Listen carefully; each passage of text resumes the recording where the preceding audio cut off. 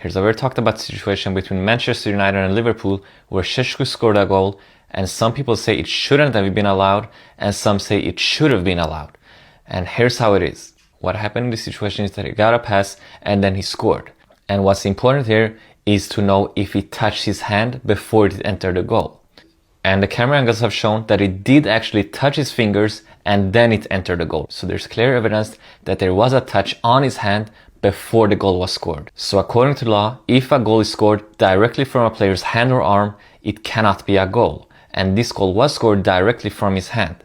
So why did VAR allow this goal? The reason is because they missed that this ball touched his hand.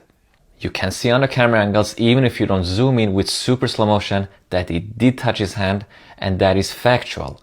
As the law is, this goal cannot be allowed. Then you can talk about if this law is ridiculous and shouldn't be this way, but it doesn't care how it touches the hand. Even though it was completely accidental and bounced up from his own body part and then touched his hand, it cannot be a goal since it was scored directly from his own hand. So this is how the law is, and it's 100% factual, and it doesn't care how the ball touched his hand. It is how it is, and VAR missed this situation, so they should have intervened here and say that this was a handball offense. However, if you want to go 100% strictly by the law, since you disallow this goal for handball, before the ball passed the goal line, he was actually tackled by the goalkeeper. So you could call a penalty here because it was a handball offense since the goal was scored. This means that there is no advantage given since he made an offense, but before it counts as an offense, he was fouled by the goalkeeper. So you could call a penalty here if you saw that this was a handball.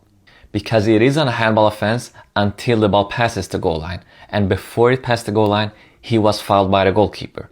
But since VAR missed that this ball touched his hand, that's the reason why this goal was allowed. But according to the law, this is never a goal because it did actually touch his hand.